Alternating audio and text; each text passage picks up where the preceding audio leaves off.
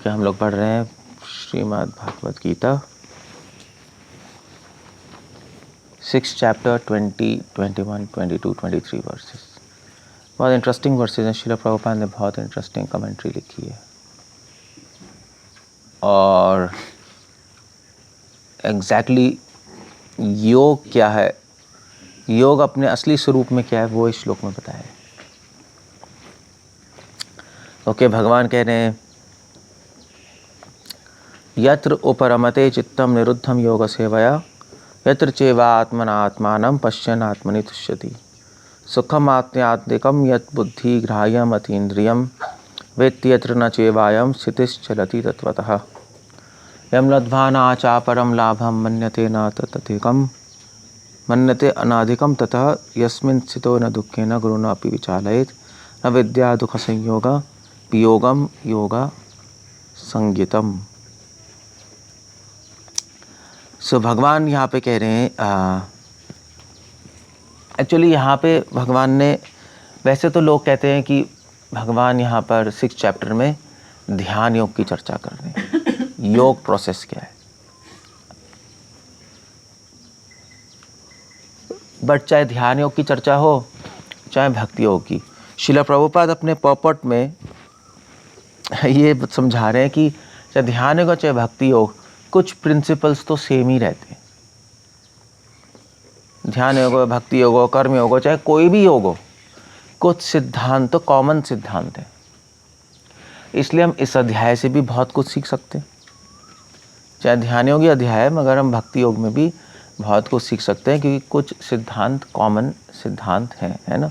भी जैसे उदाहरण के लिए, अगर आप गाड़ी सीखना चाहो और अगर आपने मारुति सीख ली चलाना, तो आप फिर जीप भी चला सकते हो, ट्रक भी चला सकते हो, टेम्पो भी चला सकते हो, है नहीं। सो क्यों? क्योंकि कुछ सिद्धांत कॉमन है। सारी 4 व्हीलर्स में क्लच है, एक्सीलेटर है और स्टीयरिंग है और गियर्स हैं। ये तो कॉमन चीज़ें हैं। तो इसलिए श्रील प्रभुपाद ने क्या किया, श्रील प्रभुपाद ने इस अध्याय से भी भक्ति योग करने में टीचिंग्स ले ली हैं। इसके पॉपट में ही आ रहा है। तो ऐसा नहीं इस 6ठा अध्याय बेकार है, डिवोटीज नहीं पढ़ते, ये बेवकूफ़ी है। अगर डिवोटीज नहीं पढ़ते तो श्रील प्रभुपाद कमेंट्री नहीं लिखते इस अध्याय पे। कमेंट्री लिखने की क्या ज़रूरत थी? कमेंट्री नहीं लिखते। कमेंट्री लिख रहे हैं तो उसके अंदर श्रील प्रभुपाद वो चीज़ें भी समझा रहे हैं, हम क्या सीख सकते हैं इससे। सो भगवान क्या कह रहे हैं, हम क्या सीख सकते हैं, श्रील प्रभुपाद लिख रहे हैं। श्रील प्रभुपाद यहाँ पे वैसे पॉपट की पहली लाइन में लिख रहे हैं कि by practice of yoga one becomes detached from material concepts. This is a primary characteristic of yoga principle. Srila Prabhupada principle की बात ला रहे हैं। इसलिए 2 चीज़ है, एक तो प्रिंसिपल है और एक प्रोसेस है। प्रिंसिपल को हिंदी में कहेंगे सिद्धांत ही कहेंगे, हाँ ठीक है। चलो, एक सिद्धांत है और एक पद्धति है, प्रोसेस। तो श्रील प्रभुपाद लिख रहे हैं चाहे कोई भी योगा हो, कोई भी पद्धति हो, भक्ति योग, ध्यान योग, ज्ञान योग, सिद्धांत यह है कि योग करने से व्यक्ति के जीवन में वैराग्य आना चाहिए, बस। यत्र उपरमते चित्तम, उपरमते होता है रुकना, स्टॉप होना। श्रील प्रभुपाद स्टॉप ही लिख रहे हैं। उपरमते शब्द होता है, तो एक्चुअली रमते का मतलब होता है रमना, मतलब कुछ करना, रमना, एंजॉय। उपरमते का मतलब होता है कि रुक जाना, नहीं करना। सो यत्र उपरमते चित्तम, ये योग का सिद्धांत है। भक्ति योग करो, कुछ भी करो, हमको कैसे पता लगेगा कि हम भक्ति में आगे बढ़ रहे हैं, ज्ञान में आगे बढ़ रहे हैं, योग में आगे बढ़ रहे हैं? जब आपके जीवन में भोग वासना कम हो जाए, इसका मतलब भक्ति में आगे बढ़ रहे हो। और भागवतम भी यही कह रही है। वो क्या है, वासुदेव भगवती भक्ति योगा प्रयोजितः जनयति आशु वैराग्यम। वैराग्य, सबसे पहले वैराग्य बोला है। सो वैराग्य विद्या निज भक्ति योगा, चैतन्य महाप्रभु कह रहे हैं कि भक्ति के अलंकार क्या है? वैराग्य। सो ये बस ये ही एक तरीका है पता लगाने का कि हम भक्ति में आगे बढ़ रहे हैं नहीं बढ़ रहे हैं। ऐसे तो बहुत सारे तरीके हैं जो मैंने बताया, चैंटिंग में टेस्ट आएगा, बहुत सारी चीज़ें, बट सब कंफ्यूजिंग है। एक एक एक बिल्कुल बॉटलनेक साइन, बिल्कुल क्लियर साइन भक्ति में आगे बढ़ रहे हैं वो है कि भोग वासना कम हो रही है। और आप देख लो कोई भी डिवोटी है, हम उसको कोई भी डिवोटी को हम जज कैसे करते हैं कि एडवांस्ड है एडवांस नहीं है। भी लोग कहते हैं देखो कितना डिटैच्ड है संसार से, उसी से पता लगता है कि एडवांस्ड है ना। हम ये थोड़ा ना देखते हैं कि डिवोटी को भक्ति में बहुत आनंद आ रहा है इसलिए एडवांस्ड है। कोई ऐसे जज करता नहीं अपने माइंड में। अगर उसको बहुत आनंद आ रहा है और वो लग्जरीज में रह रहा है और तो फिर लेकिन हम कहते नहीं भोगी है, क्या बेकार डिवोटी है, क्या है, ये कोई भक्त है, ये कोई साधु नहीं है। पहले ज़माने में साधु का लक्षण वैराग्य ही था। हमारे भारतवर्ष में आपको साधु होने की भी ज़रूरत भी नहीं है। कोई वैरागी होगा उसको अपने आप साधु बोलेंगे, चाहे गृहस्थ भी हो। साउथ में तो अभी भी ऐसा ही है। अभी भी आप देख लो, आप कोई वैरागी हो, हाँ भाई साधु है, चाहे स्टूडेंट हो, चाहे गृहस्थ हो, चाहे कुछ भी हो। सो इसलिए यत्र उपरमते चित्तम, हमें अपनी एडवांसमेंट वैराग्य से ही जज करनी चाहिए। क्योंकि जैसे जैसे भक्ति में आगे बढ़ेंगे, किसी भी यौगिक प्रिंसिपल में आगे बढ़ते हैं, हमारा मन संसार से और इन चीज़ों से हट जाता है। क्यों हट जाता है? 2 कारणों से। श्रील प्रभुपाद लिख रहे हैं क्यों हट जाते हैं। प्रभुपाद पॉपट में लिख रहे हैं, वैसे तो पढ़ लेना, वर्ड टू वर्ड ट्रांसलेशन में लिख रहे हैं, because one feels transcendental happiness. क्योंकि भक्त को भक्ति में आनंद अनुभव होता है, इसलिए संसार में आनंद ढूंढना हम छोड़ देते हैं। और दूसरी बात ये भी है, एक तो इसी संसार में 2 चीज़ें हैं, दुख और सुख, है ना, 2 ही है। सो हम सुख ही ढूंढते हैं, दुख तो कोई ढूंढता नहीं, दुख तो कोई ढूंढता ही नहीं। सो अगर हमें भगवान की भक्ति में सुख मिलेगा तो इस संसार में हम सुख ढूंढना छोड़ देंगे। बट एक्चुअली भगवान की भक्ति में अगर हमें दुख मिलेगा तो फिर इस संसार के दुख से हम विचलित होना बंद हो जाएंगे।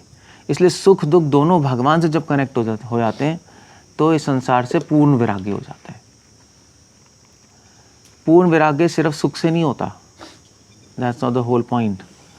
पूर्ण वैराग्य सुख और दुख दोनों से होता है। सो भगवान की भक्ति में हमें सुख भी होता है ना, क्योंकि हम उनकी सेवा कर रहे हैं, उनका नाम ले रहे हैं। हमें अनुभव होता है कि एक्चुअली हम लोग डिवोटी को डेली एक्सपीरियंस होता है कि कई जन्मों बाद वो ठीक जगह पे आया है। और जब भगवान से कनेक्ट होता है तो एक लॉस्ट रिलेशनशिप, एक एक्सपीरियंस होता है, उससे सेटिस्फैक्शन मिलती है। दूसरी तरफ डिवोटी को दुख भी होता है, परेशानी भी होती है कि भगवान प्राप्त नहीं हो रहे। उससे डिवोटी हमेशा एक परेशान भी रहता है, दुखी भी रहता है। और वो परेशानी इतनी ज़्यादा होती है कि संसार की परेशानी बहुत कम हो जाती है उसके सामने। इसलिए डिवोटी पूर्ण वैराग्य हो जाता है। ना वो सुख से अटैच्ड है, ना वो सुख में सुखी हो रहा है, ना वो दुख में दुखी हो रहा है। इसको वैराग्य बोलते हैं। भगवान गीता में ही कह रहे, ना सुख में सुखी ना दुख में दुखी, वो वैराग्य है। अगर आप कहो भैया इस संसार में सुख नहीं मिल रहा तो वो वैराग्य है, तो इसका मतलब है सारे डिप्रेस्ड पेशेंट वैरागी बन जाएंगे। उसका क्या कहोगे?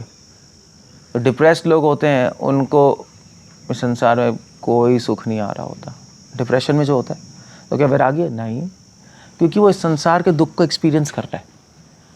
रियल वैराग्य सुख और दुख से ऊपर उठ जाना, और वो डिवोशन में इस प्रकार होता है। सो जब तक आपके मन में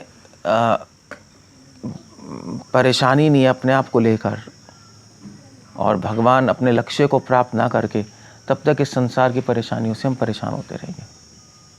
वो रुक नहीं सकते आप। सुख में तो सुखी रहोगे, ठीक है, दैट्स ओके। मुझे परेशानी होगी तो परेशान हो जाओगे।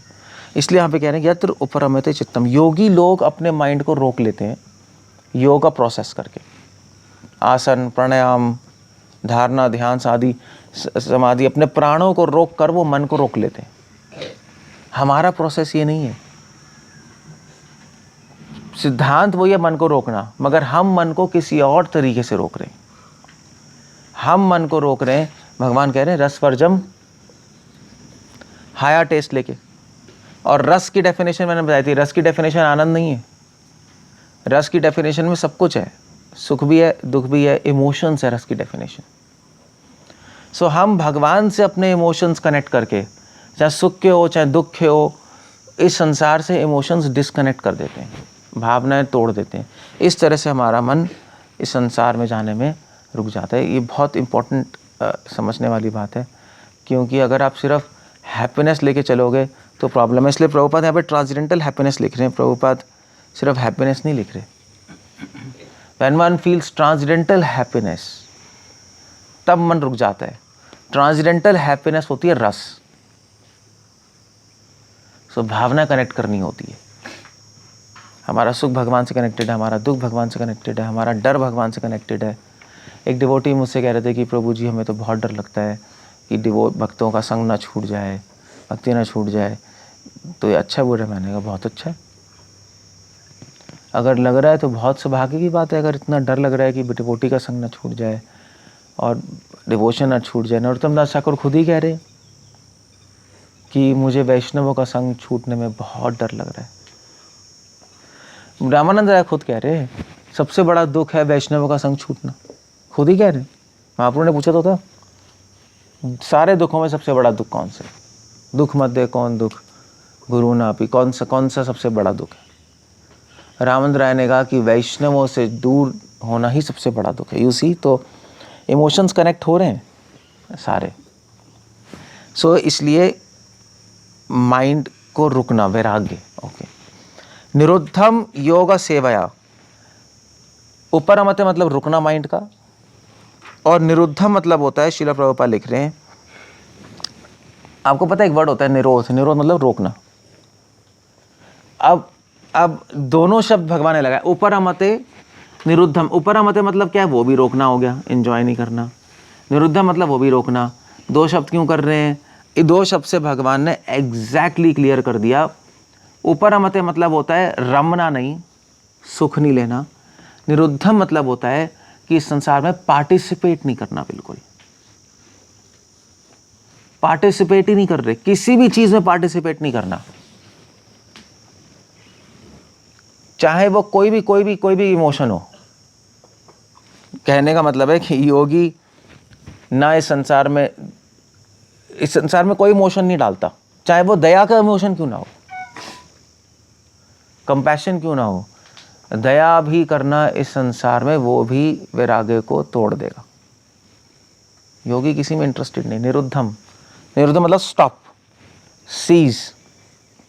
हमें इमोशंस जाने ही नहीं दे रहे, इसलिए आपको डिवोटीज और योगीज लगेंगे कि ये इमोशनलेस है, ऐसा लगेगा बाहर से। कई लोग कहते हैं यार आप तो क्या है, बहुत स्कॉलरली और इमोशनलेस हो। सारे डिवोटी ऐसे लगेंगे। भक्ति ठाकुर को लोग कहते थे कि ये तो बहुत ही ड्राई और इमोशनलेस है। क्यों इमोशन लगे? भाई दया भी, कंपैशन भी नहीं है लोगों के लिए। कंपैशन तभी तो कहते हैं भाई आप खाना बांट दो, आप ये कर दो, गरीब लोग हैं। नो, हम इंटरेस्टेड नहीं हैं इन सब चीज़ों में। मतलब लोग कहते हैं भाई चलो भाई छोटे बच्चे हैं उनको तो प्यार कर लो। नो,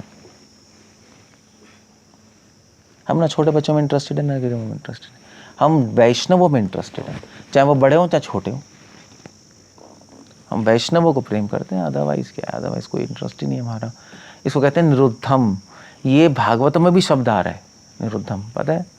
जो भागवतम के 10 सब्जेक्ट मैटर है, सुने?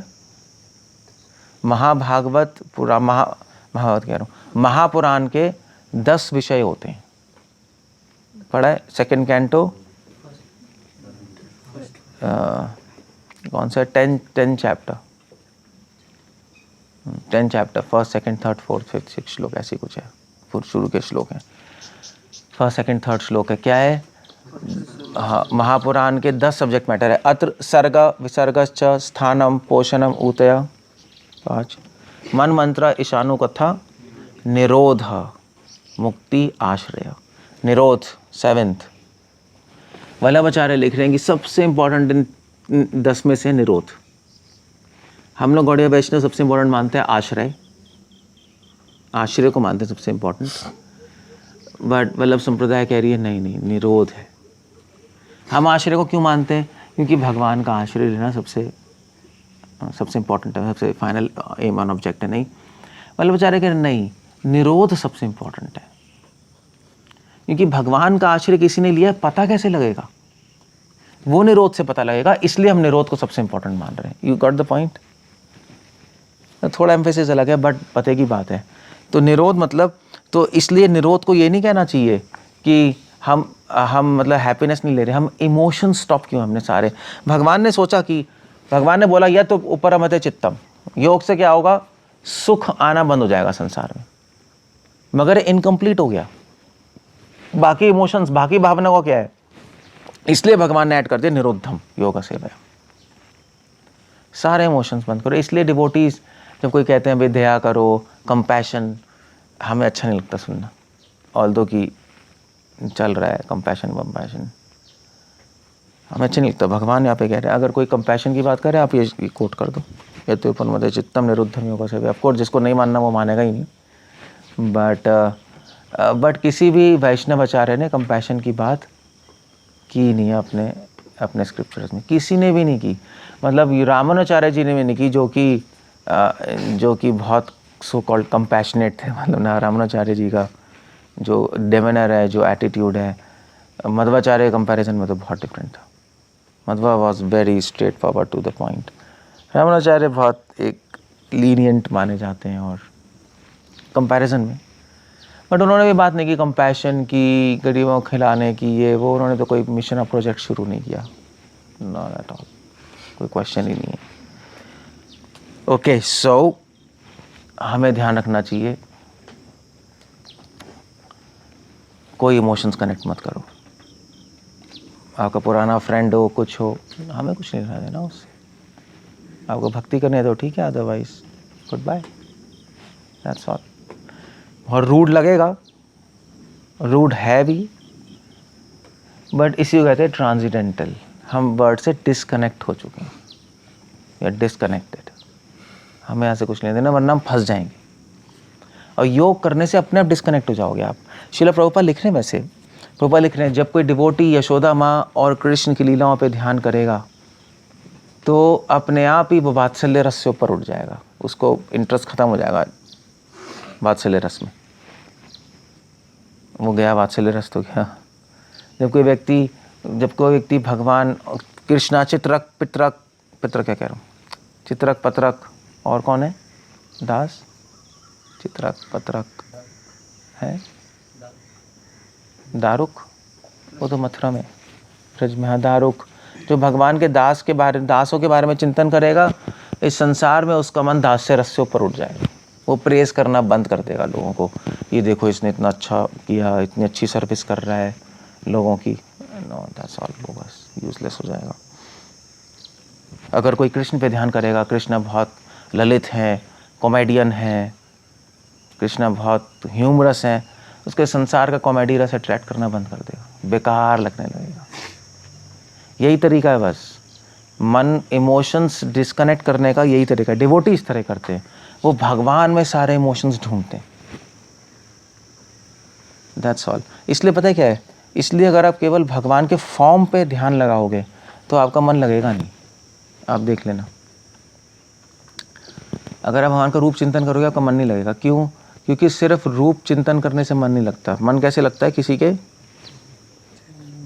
के एक्शन से नहीं।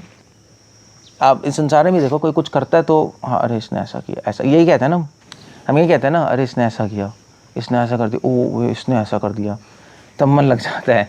तो अगर आप यही भक्ति में करो, अरे कृष्ण ने ऐसा कर दिया, हो गोवर्धन उठा लिया, गोवर्धन उठाते हुए कृष्णा गोपियों को देख रहे हैं, अभी ये क्या हो गया, बलराम जी हंस रहे हैं, उल्लो ये और हो गया। तो जब आप ऐसे भगवान के आप एक्शंस पे ध्यान करोगे, उनके इमोशंस पे ध्यान करते रहोगे, तो अपने आप संसार से डिस्कनेक्ट होते रहोगे, इमोशंस हट जाएंगे वहाँ से। बट आइडिया ये है, बलदेव विद्याभूषण लिख रहे हैं, कृष्णदास कविराज स्वामी लिख रहे हैं कि जब भगवान के पास टाइम्स मिले, पढ़ें, तो एक चीज़ होनी चाहिए हमारे हार्ट में। क्या होना चाहिए, किसी को पता है? जब भगवान की लीलाएं पढ़े, फिलॉसफी पढ़े, एक चीज़ होनी चाहिए। क्या होना चाहिए? चमत्कार। आश्चर्य का भाव आना चाहिए। ये सभी लिख रहे हैं, मतलब में लिख रहे हैं आश्चर्य। जब तक आपका हार्ट सरप्राइज नहीं होगा भगवान के एक्शंस और लीलाएं और फिलॉसफी पढ़ के, तब तक वो अंदर तक जाएगी नहीं। तभी तो भैया न्यूज़ में ये कहते हैं ना, अभी उसने ऐसा कर दिया, मोदी ने ऐसा कर दिया, योगी ने ऐसा कर दिया। ये आश्चर्य से ही तो कहते हैं हम लोग, आश्चर्य से ही कहते हैं, तभी हमें अपीलिंग लगता है। इसलिए अब तक भगवान की लीलाएं और फिलॉसफी आपके हार्ट को आश्चर्यचकित ना करते हैं। आश्चर्यचकित समझते हो आप कैसे होता है? सरप्राइज समझते हो ना? हैरान कह सकते हो, जैसे मतलब यही हैरान कह सकते हो, या उसके हैरान होने के एपिथेट्स हैं, उसके कुछ एपिथेट समझते हो? हैरान होने के कुछ कुछ तकिया कलाम होते हैं, ऐसे होते, अरे ओ, अगर ऐसा मुंह से निकल रहा है इसका मतलब सही है, तब ठीक है। ये ऐसी चीज़ है। या जैसे हमारे नॉर्थ में कहते हैं अबे भाई, कहते हैं ऐसे, कहते नहीं कहते, पता बाकी पंजाब में कहते नहीं कहते, हर साउथ में क्या कहते हैं ऐसे आश्चर्य होते तो कुछ होता है यही है कुछ तो होगा। इल्ला नहीं, इल्ला तो क्या, अपड़िया क्या होता है? ऐसा क्या? हाँ, अपड़िया भी होता है ना, आश्चर्य है ना, अपड़िया बोलते तो अपड़िया हाँ ऐसे बोलते हैं, बहुत सुना है। कर्नाटका में क्या बोलते हैं, भूल गया, कन्नड़ में क्या बोलते थे? हौदा हौदा, हाँ हौदा बोलते हैं कन्नड़ में। अलाना, तेलुगु अलाना, हाँ यही सब चलता है, पड़िया, हौदा ये चलता रहता है। किसी को सुनोगे ये 2-4-5 बार यही आ जाएगा, हौदा अपड़िया, यही सुनाई देता रहेगा। मतलब वो आश्चर्य, क्योंकि कन्वर्जेशन में ये हो रहा है ना, उसने ऐसा कर दिया, उसने, तो वो यही चलता रहता है। सो मोस्टली कन्वर्जेशंस में वर्ड्स यूज होंगे, इसका मतलब है कि वो कन्वर्जेशन लाइवली है। एक लाइवली कन्वर्जेशन में आश्चर्यचकित होता है ना। अगर डेड है तो ऐसा नहीं होगा कभी, ठीक है अभी बोलता रहे तू। तो अगर लाइवली आप सिद्धांत पढ़ रहे हो, लीला पढ़ रहे हो, अगर लाइवली है वो, तो फिर आपका हार्ट आश्चर्यचकित होगा। इसलिए काव्य का सबसे इम्पोर्टेंट पॉइंट, मतलब काव्य मतलब पोइट्री, तो इसमें बहुत डिबेट चलती है कि पोइट्री में सबसे इम्पोर्टेंट क्या है, पोइट्री अपील क्यों करती है। कोई काव्य को बोले तो मन लग जाता है, अरे यार क्या बात है, ऐसे कोई बोलता रहे तो मन नहीं लगता। सो काव्य में मन क्यों लगता है? बहुत सारे स्कॉलर्स ने डिबेट करी, विश्वनाथ हैं, मम्मट है, और बहुत सारे लोग हैं, डिबेट करते रहते हैं। सो हमारे गौड़ीय वैष्णवाचार्य ने कहा, वेल काव्य में मन क्यों लगता है, काव्य अपील क्यों करती है? कुछ लोगों ने काव्य में अपील इसलिए करती है क्योंकि उसमें राइम है। राइमिंग समझते हो ना? राइमिंग कैसे कहेंगे? मुझे टेक्निकल वर्ड्स पता होनी चाहिए वैसे, क्योंकि उसमें राइमिंग है। समझते हो ना, राइमिंग है ना, एंड वर्ड्स सेम होते रहते हैं।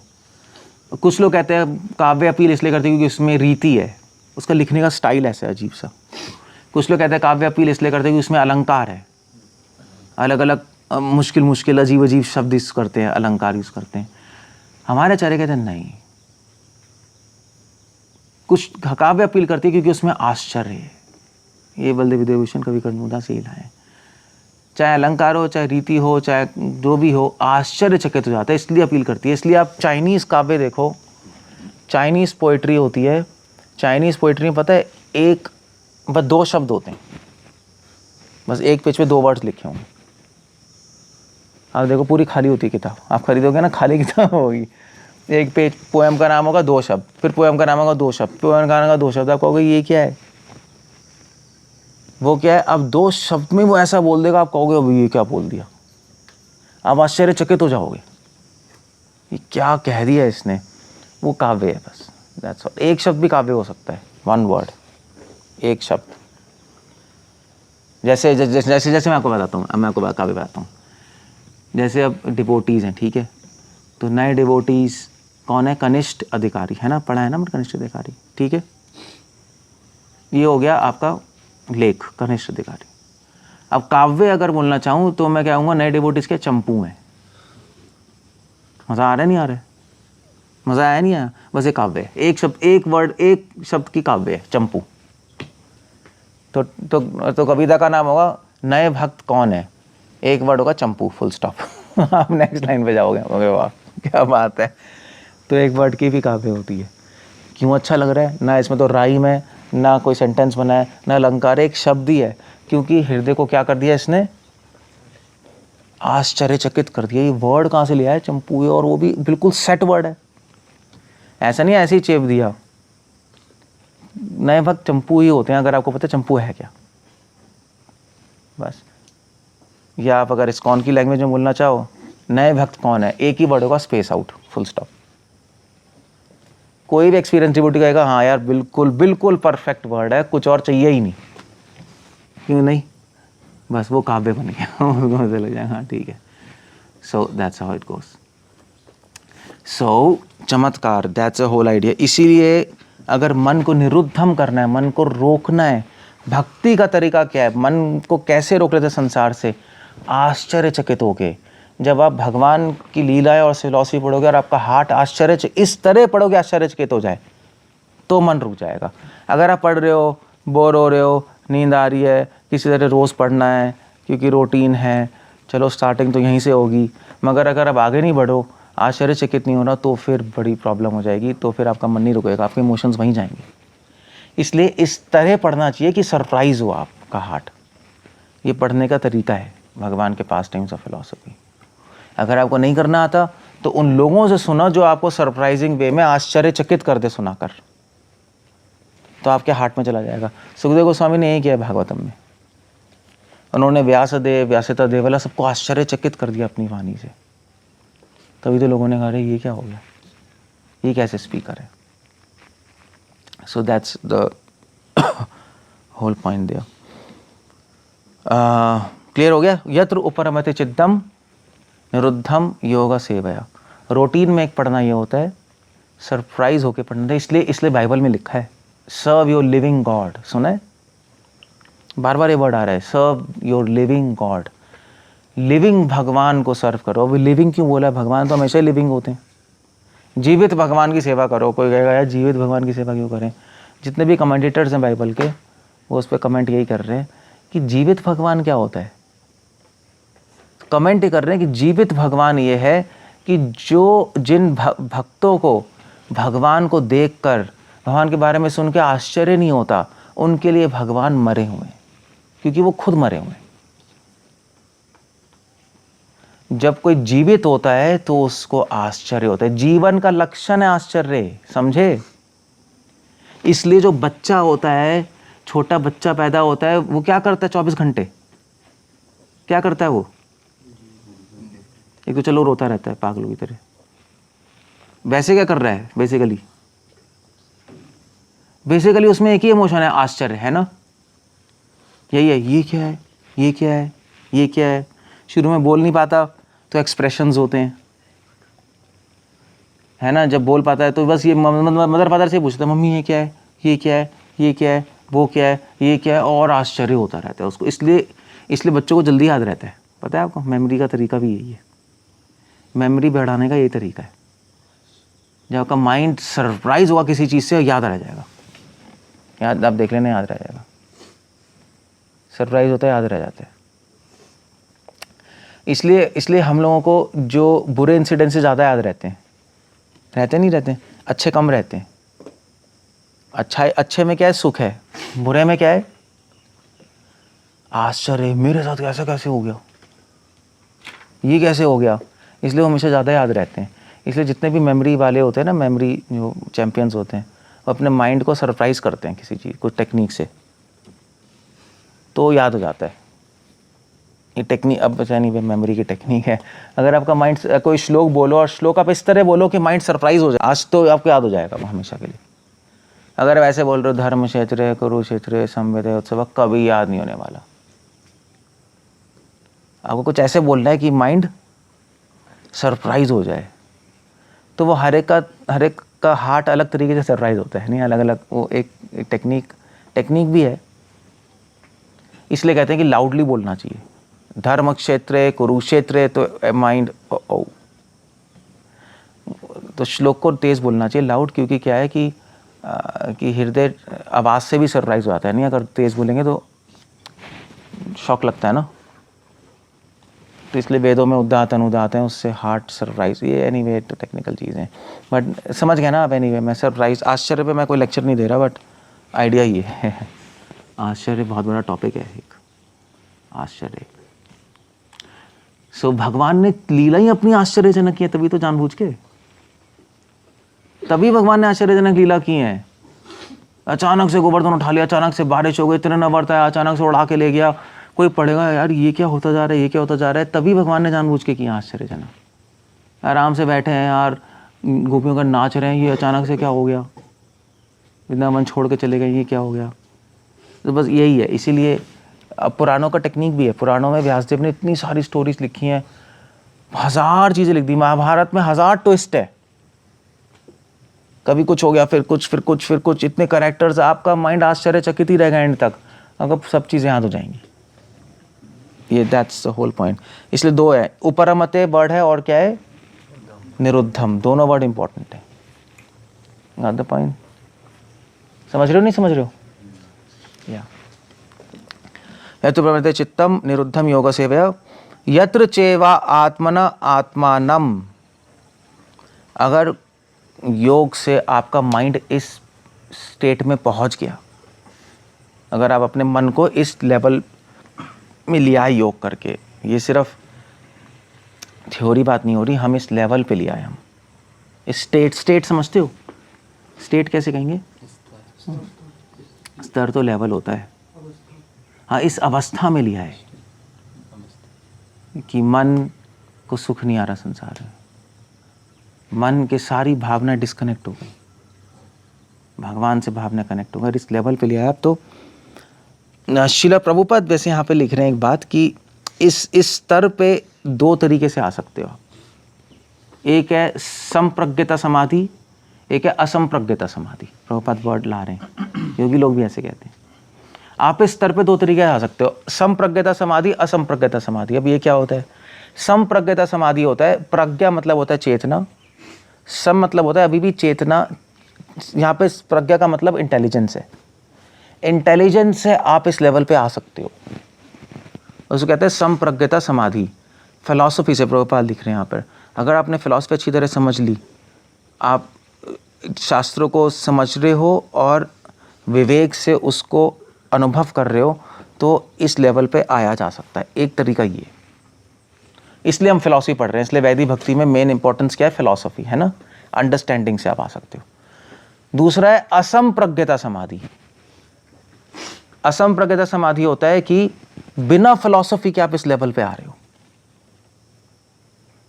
वो एक एडवांस लेवल है, फिर आपको फिलॉसफी की जरूरत नहीं है। एक है कि फिलॉसफी से आप भगवान की लीला पढ़ रहे हो तो आप आश्चर्यचकित हो रहे हो, आपको अंडरस्टैंडिंग है ना कि क्या चल रहा है, आपने पढ़ा रासलीला, कृष्णा नाच रहे हैं, मगर आपने फिलॉसफी से, आप जब सिद्धांत से देख रहे हो रासलीला को, तो आपको दिखाई दे रहा है, ओ माय गॉड, यहाँ तो कुछ और ही चल रहा है। ऐसे लग रहा था डांस चल रहा है, मगर यहाँ तो कृष्णा गोपियों को आनंद दे रहे हैं, गोपियाँ कृष्ण को आनंद दे रही हैं, इट्स एब्सोल्युटली प्योर रिलेशनशिप, लग रहा है lust, something else is happening. नहीं, तो वो फिलॉसफी क्या करती है, जब लीलाओं में आप सिद्धांत लीलाओं से पढ़ोगे तो आपका चित्त आश्चर्यचकित होगा। इस तरह से चित्त को आश्चर्यचकित करते हैं हम भगवान की लीलाएं पढ़ के। इसलिए फिलॉसफी का रोल है, बिना सिद्धांत के अगर आप लीलाएं पढ़ोगे तो आपका हृदय आश्चर्यचकित नहीं होगा, वो याद नहीं रहेंगे बस। तो फिलॉसफी हमें, कई लोगों को तो फिलॉसफी पता ही नहीं, कई लोगों को फिलॉसफी पता है मगर अप्लाई नहीं कर पाते, वहाँ एप्लीकेशन नहीं होती, वहाँ लीला को अलग पढ़ते हैं, फिलॉसफी को अलग पढ़ते हैं, जैसे कि कोई कनेक्शन ही नहीं है, बेवकूफ़ है, फिलॉसफी पढ़ ही रहे हैं लीला को, लीला की सीक्रेट समझने के लिए। जब भागवत हमें मैंने यही किया था, फिलॉसफी तो बताइए सारी लीलाओं की, तभी तो लोगों को अच्छा लगा, लोगों ने कहा अरे, तभी तो अच्छा लगा, वरना फिलॉसफी किसको अच्छी लगती है? उन्होंने कहा अरे यार ये कथा तो अलग हुई है, यही कहा था ना सबने, आश्चर्यचकित हो गए। सो इसलिए प्रभुपाद लिख रहे संप्रज्ञता समाधि, मगर इसके बियॉन्ड जाना चाहिए। एक होता है असंप्रज्ञता समाधि, आप बिना फिलॉसफी के भगवान की लीलाएं पढ़ रहे हो, सीधा आश्चर्यचकित हो रहे हो। वो कैसे होता है? वो होता है जब भगवान में प्रेम और भाव आसक्ति होती है। तो बिना सिद्धांत के आप आश्चर्यचकित हो जाओगे। जैसे अगर कोई पुरुष स्त्री को देखे बहुत सुंदर हो तो आश्चर्यचकित हो जाते हो, वो इतनी ब्यूटीफुल है। कोई फिलॉसफी तो लगाते नहीं हम उसके अंदर, है नहीं, क्योंकि वो अट्रैक्शन बहुत ज़्यादा है वहाँ। सो एक तो प्रेम से आप आश्चर्यचकित हो सकते हो, एक सिद्धांत से। उसको आप योगिक लैंग्वेज में बोल सकते हो असंप्रज्ञता समाधि, संप्रज्ञता समाधि। क्लियर हो गया? तो योग में भी कहते हैं सबसे पहले संप्रज्ञता समाधि होती है, फिर असंप्रज्ञता होती है। क्लियर हो गया ना? तो शब्द अलग है मगर सिद्धांत वही है। तो इसलिए जब तक प्रेम नहीं है तब तक हमें फिलॉसफी का सहारा लेना पड़ेगा। जब प्रेम आ जाएगा तो हम फिलॉसफी की कोई ज़रूरत नहीं है, फिर इट्स ओवर। मगर स्टेप 1 वो है, स्टेप 2 वो ऐसे ही चलेगा। यत्र पुनरुदय चित्तम निरुद्धम योग सेव्या यत्र चेवा आत्मना आत्मनाम पश्यन आत्मनि तुष्यति। अगर हमारी अवस्था माइंड की ऐसे पहुंच जाए, चाहे असंप्रज्ञता चाहे संप्रज्ञता, डजंट मैटर, यत्र जहां ऐसी अवस्था होती है मन की, चेवा आत्मना आत्मनम, आत्मा मतलब मन की जहां ऐसी अवस्था होती है, किसी से भी आप भक्ति साधना करके आप इस स्टेट में आ गए, मन ऐसा बन गया आपका, तो क्या होगा? आत्मानाम पश्यम आत्मनि तुष्यति।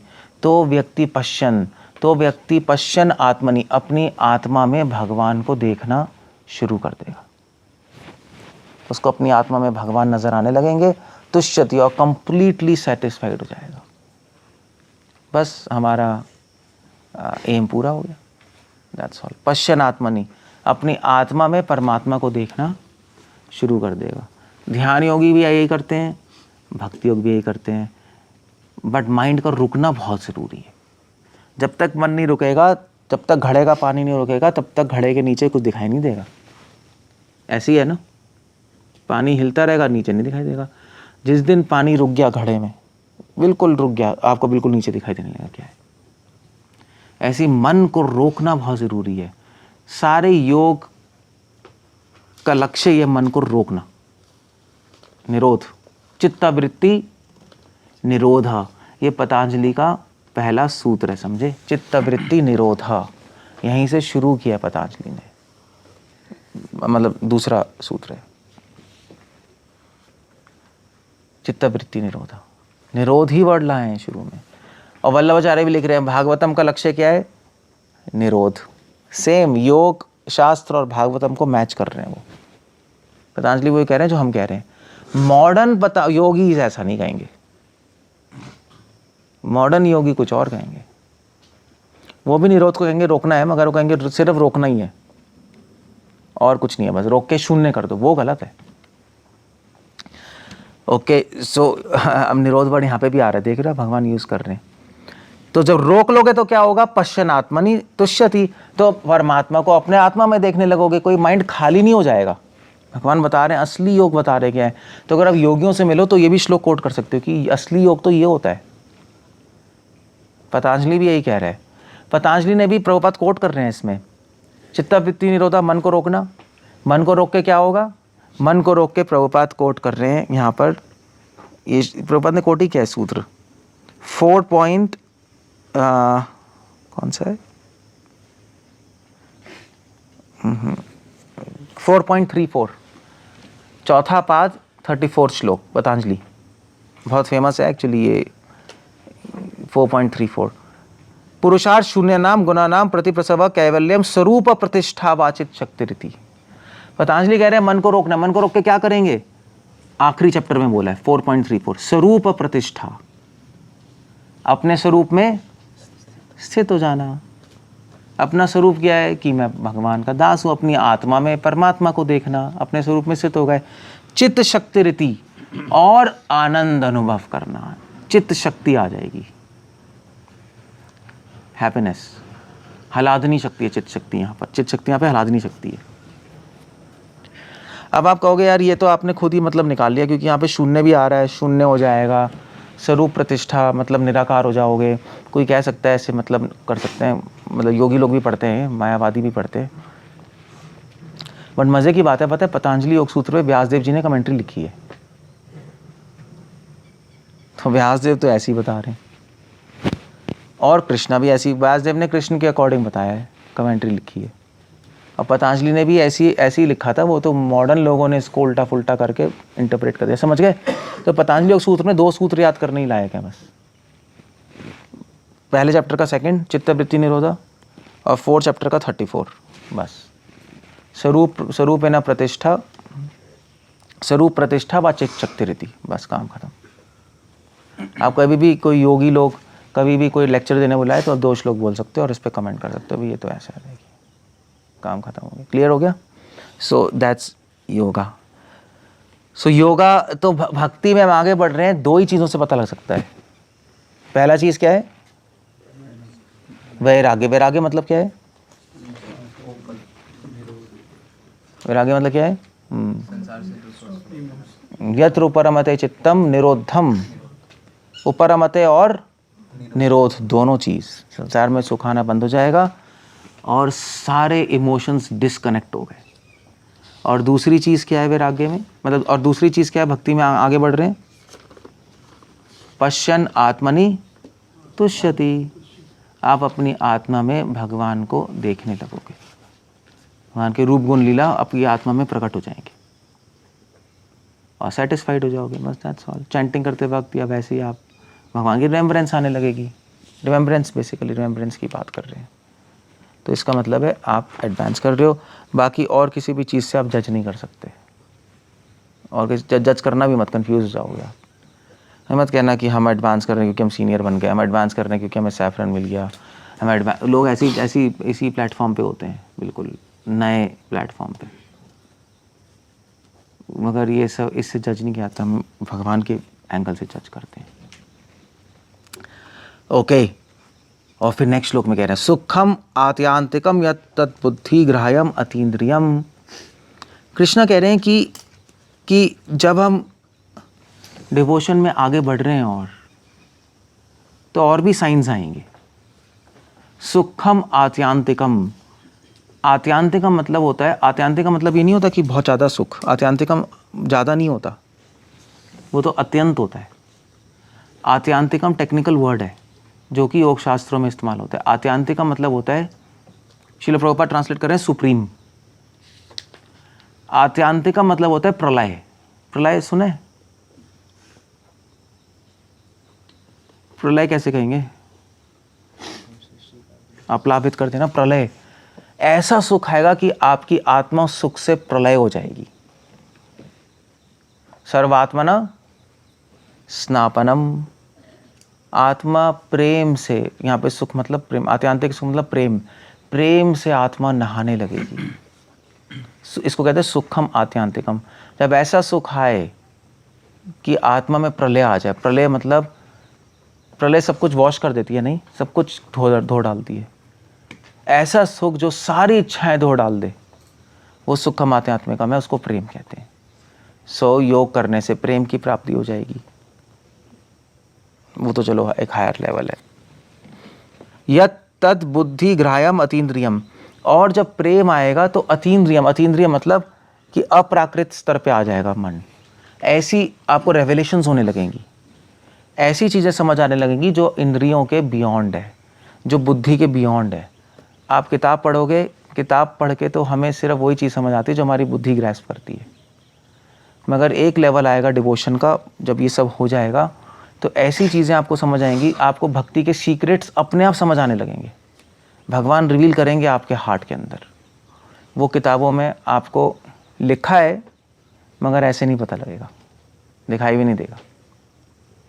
वो पहले भगवान रिवील करेंगे, पहले भगवान आपके हार्ट में सीक्रेट्स रिवील करेंगे जो भगवान ने छुपा के रखी हुई हैं।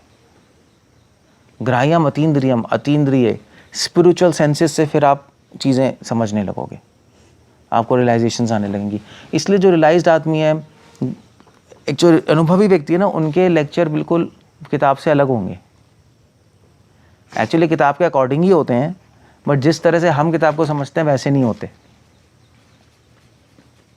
क्योंकि पहले जो प्रैक्टिस कर रहा होता है सही से, उनको अनुभव आते हैं। अनुभव आते हैं तो अनुभव की स्ट्रेंथ से वो किताब से इंफॉर्मेशन निकालते हैं, समझे? जैसे हिंदी में कैसे कहूँ मैं, हम लोग किताब से इंफॉर्मेशन निकाल रहे हैं बुद्धि की ताकत से, जो एडवांस्ड होते हैं वो अनुभव की ताकत से किताब से इंफॉर्मेशन निकालते हैं। दोनों में बहुत अंतर है। इसलिए जब प्रभुपाद बोल रहे हैं, जब भक्ति संत बोलते हैं, तो आप वही श्लोक में बोलेंगे, आप कहोगे ये तो कुछ और ही हो गया। हम पढ़ रहे होते हैं, अरे हम कुछ और पढ़ रहे होते हैं, क्योंकि आप बुद्धि की ताकत से निकाल रहे होते हो, समझ के ये ऐसा है, ये ऐसे ऐसे है। एक डिवोटी, एडवांस डिवोटी अनुभव की ताकत से निकाल रहा होता है, वो बिल्कुल अलग है। उसको बोलते हैं रेवलेशन, रिवील होती है, इंट्यूटिव रेवलेशंस होती हैं। एक ऑर्डिनरी डिवोटी बुद्धि और लॉजिक लगा के निकाल रहे हैं कि ऐसा है तो ऐसा है, a + b = c और c + d = e, इसलिए a + c + d = b + e, what ever it is. हाँ ठीक है, हो गया, ठीक है, हम ये कर रहे हैं। मगर ऐसे नहीं निकालता कोई, एडवांस डिवोटी ऐसे नहीं निकालता। तभी कह रहे हैं कि तद बुद्धि ग्राह्यम अतीन्द्रियम, ये अवस्था है। तभी हम एडवांस डिवोटी से कभी मैच कर नहीं पाएंगे, आप देख लेना। जैसे भाई मान लीजिए कोई कहे भाई हमारे जो गुरु हैं, अब तो हम सीनियर हो गए, अब तो हम उनके जैसे ही बन गए, वो कभी नहीं हो सकता वो, क्योंकि जो एडवांस लोग हैं वो अनुभव से निकाल रहे होते हैं, जो नया है वो लॉजिक से निकाल रहा होता है, वो उसको अनुभव हो भी नहीं सकता, क्योंकि वो टाइम ही नहीं हुआ। टाइम भी तो डिमांड करता है, टाइम से भी अनुभव आता है, सिर्फ एक दिन में ऐसे नहीं आ सकता। तो उनको टाइम भी हो गया, वो प्रैक्टिस भी कर रहे हैं कई टाइम से, इसलिए उनके पास अनुभव होता है, उससे जो निकालते हैं वो अलग निकलती हैं चीज़ें। इसलिए कमेंटेटर्स कमेंट्री लिखते हैं। कमेंट्री कैसे लिख रहे हैं? वो अनुभव से निकाल रहे हैं उसी श्लोक से पॉइंट्स और आपको दे रहे हैं। विश्वचक्र ठाकुर ने जो कमेंट्री लिखी है अपनी शरार्थ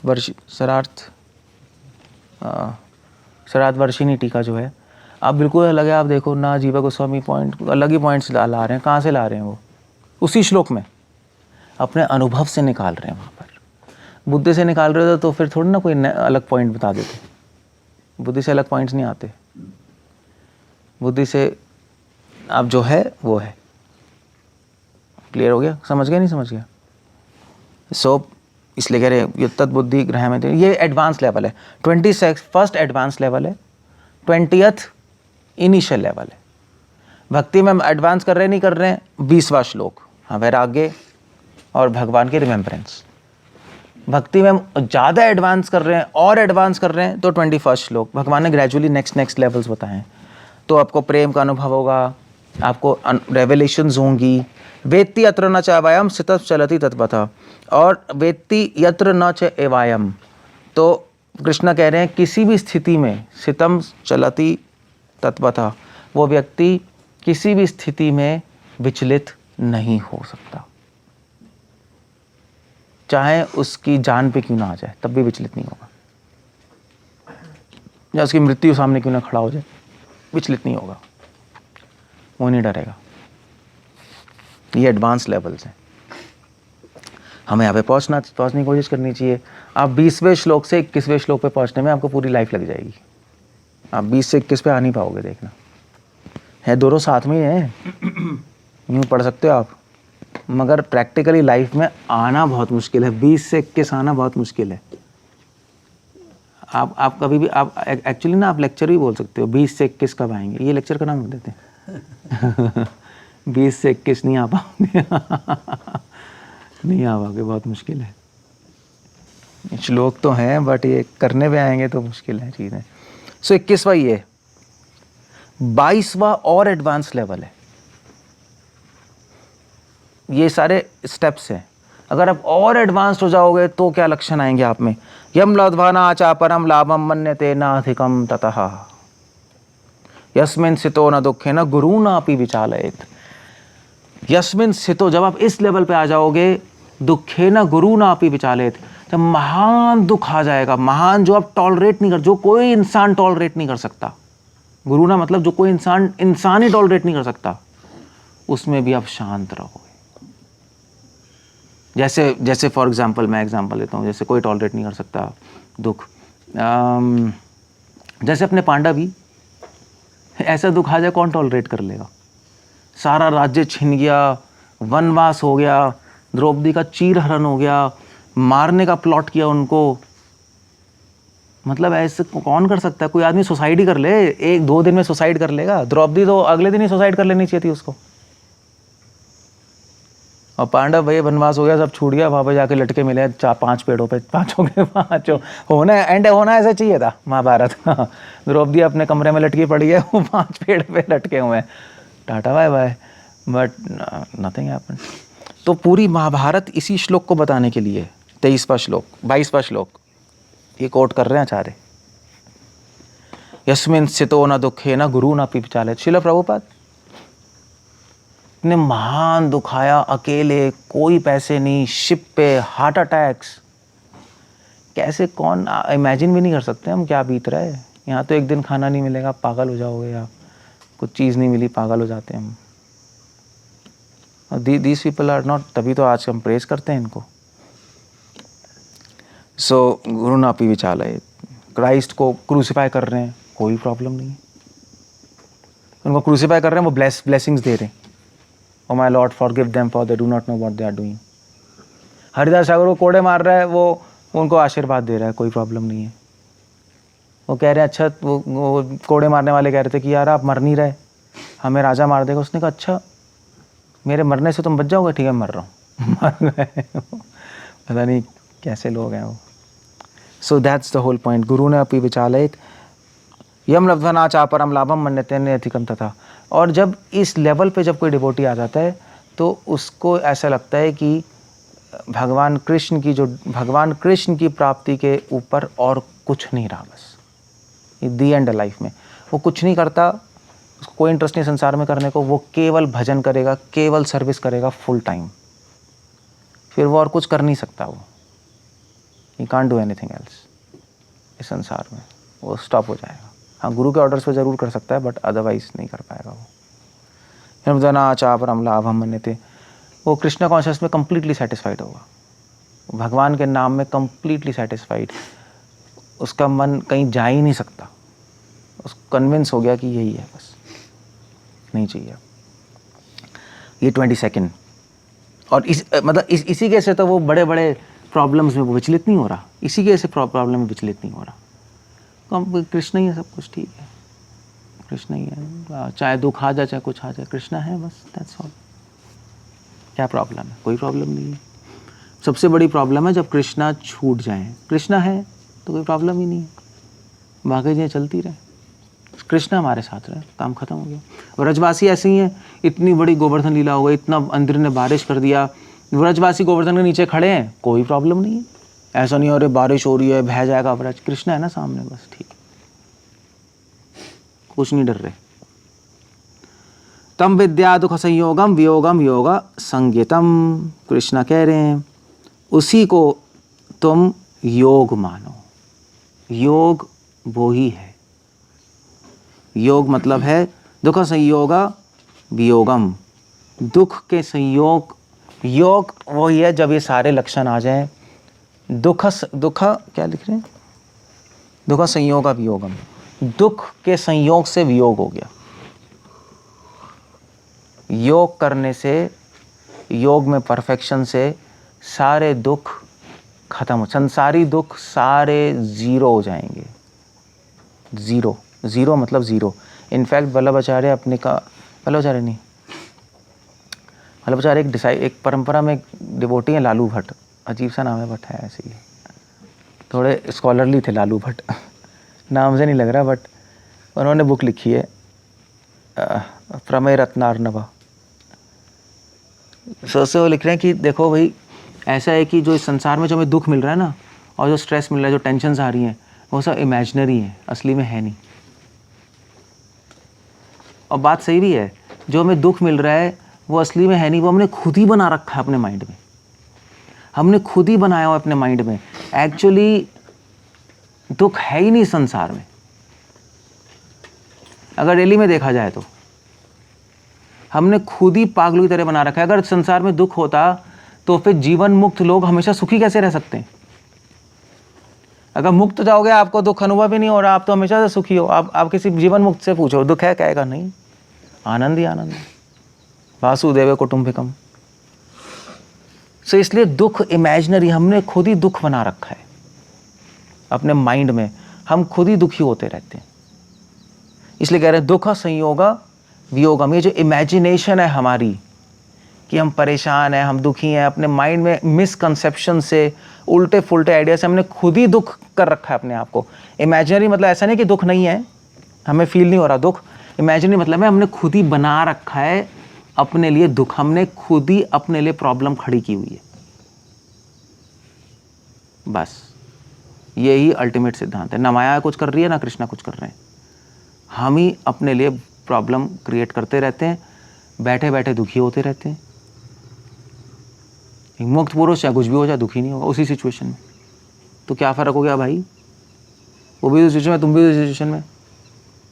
वेल सिचुएशन तो माया क्रिएट कर रही है, कृष्णा क्रिएट कर रहे हैं, मगर तो कुछ नहीं हो रहा, क्योंकि अल्टीमेटली हम खुद ही फालतू के सोच साच के अपने आप को डिस्टर्ब करते रहते हैं। बस ये आइडिया, ये दुख संयोग वियोगम, इसको योग की परफेक्शन कहते हैं। बस खत्म हो गया। ओके, कुछ पूछना, कुछ कहना है? That's the whole point. अभी जब हम कार में बात कर रहे थे ना कि भाई डिवोटी कहते हैं कि ये माया का प्लान है या कृष्ण का प्लान है, कैसे पता लगेगा? वेल कुछ नहीं है, आपका ही प्लान है। ना माया कुछ कर रही है, ना कृष्णा कुछ कर रही है, आपके प्लान को ये असिस्ट कर रही है बस। अगर माया कुछ करेगी और कृष्णा कुछ करेंगे तो वो फंस जाएंगे कर्मों के चक्कर में। जो भी चीज़ इनिशिएट करेगा वो कर्मों के चक्कर में फंस जाएगा। कर्मों में फंसते ही है जब आप कुछ शुरू करते हो चीज़। सर्वारंभा परित्यागी, इसलिए वो दोनों कुछ शुरू नहीं करेंगे, वरना ब्लेम उन पे आ जाएगा ना, यार तूने गेम शुरू किया, तू रिस्पॉन्सिबल है। कृष्ण आपने कराया था, देखो कृष्णा कहेंगे मैं कुछ नहीं करा रहा, माया से को माया मैं भी कुछ नहीं करा रही। तुम्हारे प्लान को हम असिस्ट कर रहे थे, अच्छे प्लान को भगवान असिस्ट करते हैं, गंदे प्लान को माया असिस्ट करती है, बस इतना है। असिस्ट समझते हैं? असिस्ट क्या है? साथ देना नहीं होता।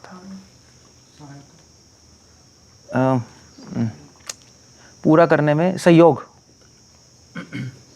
अच्छे प्लान्स को भगवान सहयोग देते हैं, बुरे प्लान्स को माया सहयोग देती है। मगर प्लान्स आप ही बनाओगे, इसलिए आप ही कर्मों में फंसोगे। तो प्रॉब्लम क्या है? प्रॉब्लम हम ही तो प्लान्स बना रहे हैं, बस यही है और कुछ नहीं है। गंदे प्लान्स को माया थोड़ा ना सहयोग, भगवान थोड़ा ना सहयोग देंगे, भगवान तो अच्छे प्लान्स को देंगे, माया गंदे प्लान्स को देगी। बस आप कर्मों में फंसते रहोगे। बस प्लान बनाना छोड़ दो, काम खत्म, फिनिश हो गया काम। ये मतलब लालू भट्ट यही लिख रहे हैं, लालू उनका आइडिया वो है। बहुत इंटरेस्टिंग पॉइंट है बहुत। ओके, क्या पूछना है? एक सेकेंड है। दुखालयम शाश्वतम।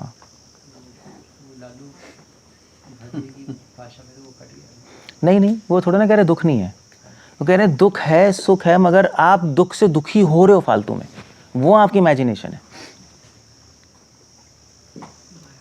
उस दुख से दुखी होना इमेजिनेशन है, दुख नहीं है, वो तो मायावाद हो गया। चलो, दुख भी सुख भी सब है, मगर उस दुख से दुखी आप अपने आप ही दुख से दुखी हो रहे हो, उसको जरूरत ही नहीं। इस संसार में कोई भी दुख आपको दुखी नहीं कर सकता, कोई सुख सुखी नहीं कर सकता, मगर हम पागलों की तरह खुद ही सुखी होते जा रहे हैं, खुद ही दुखी हो रहे हैं। वो हमारी इमेजिनेशन है, वो हमारी इमेजिनेशन है, अपने प्लान्स बना के पागलों वाले, वो है बस इमेजिनेशन। तो ब्रह्म सत्य जगत मिथ्या, अगर उसको सही भी मान लो आप, सही भी हो सकता है वो, इस सेंस में से हो सकता है कि जगत मिथ्या, जो जगत आपके मन में है वो मिथ्या है, जो बाहर है वो मिथ्या नहीं है।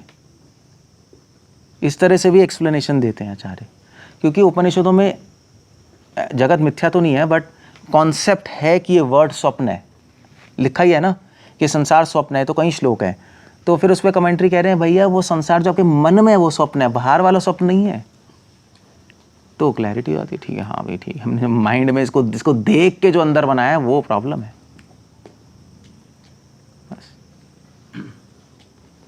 क्लियर हो गया ना? तो एक एग्जांपल अगर ले लेंगे, तो किसी ने एक अच्छा कार खरीदा एक्सपेंसिव, और उसका कार का एक्सीडेंट हो गया, और वो सामने पड़ा है गाड़ी और इसको बहुत दुख हो रहा है, हम्म, लेकिन वो एक वस्तु है जिससे, ये तो आत्मा है, इसको तो दुख होना नहीं चाहिए। हम्म, एक्चुअली आपने जैसे बोला प्रिंसिपल कि दुख हमने लिया है और हम भुगत रहे हैं। हाँ। Actually दुख है ही नहीं, दुख है नहीं। हाँ, सुख भी ऐसे ही है ना दोनों।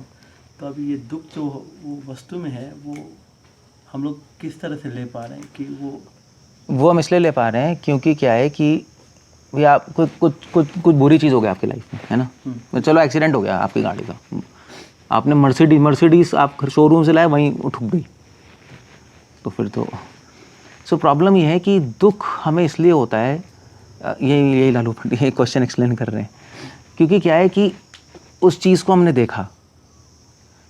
अब एक मुक्त पुरुष भी देखेगा, एक बद्धजीव भी देखेगा। मुक्त पुरुष को कुछ नहीं होगा, हमें हो रहा है। क्यों? क्योंकि हमारे माइंड में ऑलरेडी कुछ कॉन्सेप्ट्स घुसे हुए हैं।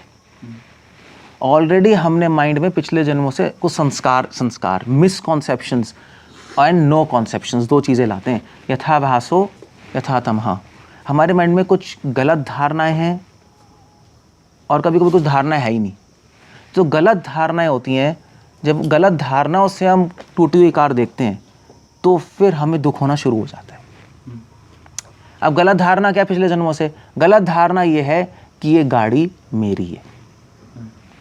गलत धारणा है, गलत धारणा ये है कि गाड़ी इंपॉर्टेंट है। और कुछ धारणाएं है ही नहीं। ये धारणा है ही नहीं हमारे माइंड में कि भगवान इंपॉर्टेंट है, भगवान पिक्चर से गायब है। सो दोनों चीज़ें जब मिलती हैं, यथा भाषा, शैडो और डार्कनेस, मतलब गलत धारणाएं, उसको बोलते हैं एक तो होता है अज्ञान और एक होता है विज्ञान। विज्ञान मतलब गलत धारणा, उल्टी धारणा। सो जब विज्ञान और अज्ञान होता है हमारे माइंड में, तो जो इन्फॉर्मेशन आती है वो चेंज होके आती है। चेंज हो गई ना अब तो, और फिर उससे में दुख होता है। तो इसलिए पूरी भक्ति का आइडिया ये है कि आप गलत धारणाएं हटा, अज्ञान हटा दो और गलत धारणाएं हटा दो, हम मुक्त हो गए। क्योंकि फिर जो इन्फॉर्मेशन आएगी ठीक ही आएगी। फिर वो कलर ऐसे, इसका एग्जांपल दे रहे हैं बहुत अच्छा। इसका एग्जांपल दे रहे हैं कि भाई अंधेरा हो गया, आपको कुछ दिखाई नहीं दे रहा, तो डर लगेगा, है ना। अंधेरे में डर लगता है। या आपने एक हरा चश्मा पहना है, हरा चश्मा पहना होगा तो सब कुछ हरा दिखाई देगा, है नहीं, मगर हरा है नहीं चीज़ें। या फिर धोती हरी दिखाई देगी मगर हरी है नहीं, वो है गलत धारणा। वो फिल्टर होके आ रही है क्योंकि आपने हरा चश्मा पहना है। आपको चीज़ तो दिखाई दे रही है मगर गलत दिखाई दे रही है, उसको बोलते हैं गलत धारणा है। तो अगर हमें ये वाइट है, मुझे हरी दिखाई दे रही है, तब भी मुझे मैं परेशान होऊंगा, यार इसने ये ब्रह्मचारी है, इसने हरा क्यों पहना है, इसको पहनना चाहिए सफ़ेद, ये हरा पहन के घूम रहे हैं, समझ रहे हैं, तो भी परेशानी होगी। इसलिए जिसके माइंड में जब लाइट खोल दोगे, तो सूर्य की रोशनी आ जाएगी, अंधेरा ख़त्म, हरा चश्मा ख़त्म, तब दिखाई देगा इसने सफ़ेद कपड़ा पहना है, परेशानी नहीं है, इसको यही पहनना चाहिए। वेद्यम वास्तवम वस्तुअत्र शिवदम, वास्तवता दिखाई देगी। इसी को आप गलत धारणा या अज्ञान बोल लो, इसी को बोल लो रजोगुण तमोगुण। बस अलग अलग शब्द हैं। रजोगुण मतलब गलत धारणा है, तमोगुण मतलब कोई धारणा नहीं, अज्ञान है। जब मन रजोगुण तमोगुण में होता है तो हमें दुख अनुभव होता है, सतोगुण में होगा तो नहीं होगा। प्योर सतोगुण मतलब मिक्स्ड नहीं। तो इस तरह से होता है। तो वो गलत धारणाएं कहाँ से आ रही हैं, कोई पूछेगा, पिछले जन्मों से। हमने जन्म में तो बनाई नहीं। और वो अज्ञान कहाँ से आ रहा है, पिछले जन्मों से कैरी होता आ रहा है। तो यही क्वेश्चन अगर थोड़ा हम लोग सुख के एंगल से देखेंगे, कोई चीज़ सुख में भी वही है। ओके। गलत धारणा है भाई, हमने कोई अच्छी चीज़ देखी, हमें बड़ा मज़ा आ रहा है, भी हमने कोई वो स्त्री देखी, हमें अच्छा लग रहा है, आनंद आ रहा है। ये स्त्री ने पुरुष देखा, क्यों आ रहा है उसको? क्योंकि उसके माइंड में धारणा है कि ये जो फॉर्म है ये बहुत मुझे आनंद देगा, पिछले जन्मों से आ रहा है। जो मुक्त है उसको पता है, उसकी वो धारणा नहीं है कि फॉर्म आनंद देगा। वो वस्तु को एज इट इज देख रहा है कि ये हड्डी मांस का ढांचा है और इसमें मन है, बुद्धि है, अहंकार है, और मन में अनर्थ है, उसको कोई सुख नहीं होगा। मगर हमने हरा चश्मा पहना है ना, चक्कर प्रॉब्लम ये है। तो हमारी पिछले जन्मों से संस्कार हैं, वो संस्कार हम वो इन्फॉर्मेशन को चेंज करते हैं। इसलिए आप देखो जो भक्ति में एडवांस हो रहे हैं, जो कन्विंस हो जाते हैं कि बॉडी है, ख़राब है, उनको इंटरेस्ट आना बंद होता, कम होने लगता है। मतलब तो इसलिए दो तरह की समाधि, संप्रज्ञता असंप्रज्ञता।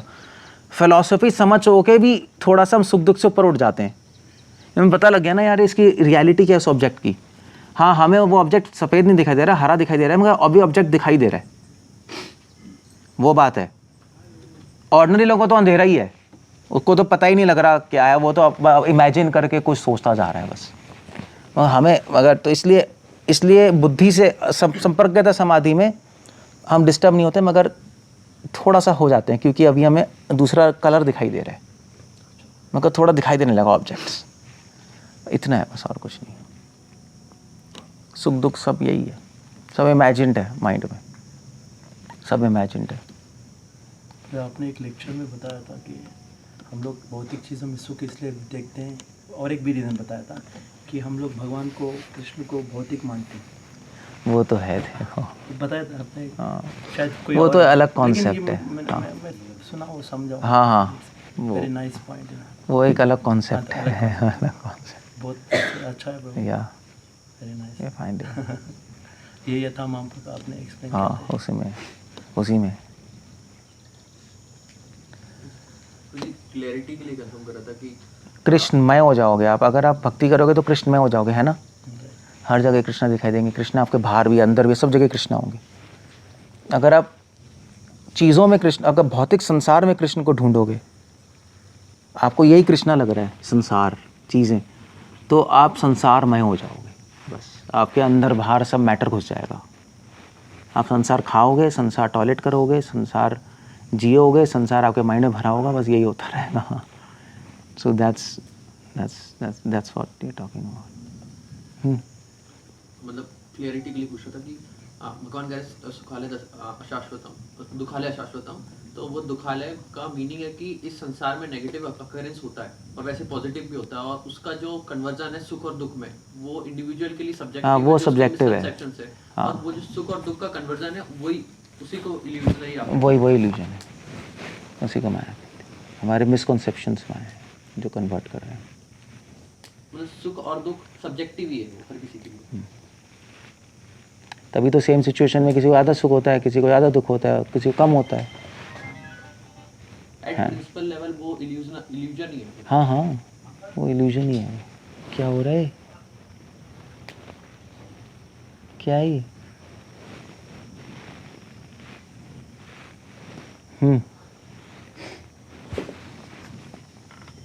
ओके, क्या और कोई क्वेश्चन है किसी का? समझ गए, नहीं समझ गए? सारी प्रॉब्लम कहाँ है? हमारे में ही है अल्टीमेटली। ना माया में है, ना कृष्ण में, कुछ नहीं है। ना इसमें है, ना इसमें है, हमारे माइंड में ही, हमारे मन में। तभी मेरे पास कोई कंप्लेन लेके आता है, मैं तो उसी पे डाल देता हूँ। प्रभु जी हम कंप्लेन करने आ रहे हैं, आप वहाँ हमें ही बोल रहे हो। सत्य तो यही है भाई, तेरे में ही प्रॉब्लम है। तू कंप्लेन लेके आ रहा है, मगर एक्चुअली बाकी तो हम ठीक कर लेंगे, मगर तेरे में मेन प्रॉब्लम है। कंप्लेन तो कर ही रहा है तू। ऐसे नहीं तेरे में प्रॉब्लम नहीं है, वहीं प्रॉब्लम है, ऐसा नहीं है। प्रॉब्लम चलो है, बट तेरे में प्रॉब्लम है, इसलिए प्रॉब्लम है basically. Okay, so we end up there. Hare Krishna. Srila Prabhupada की जय।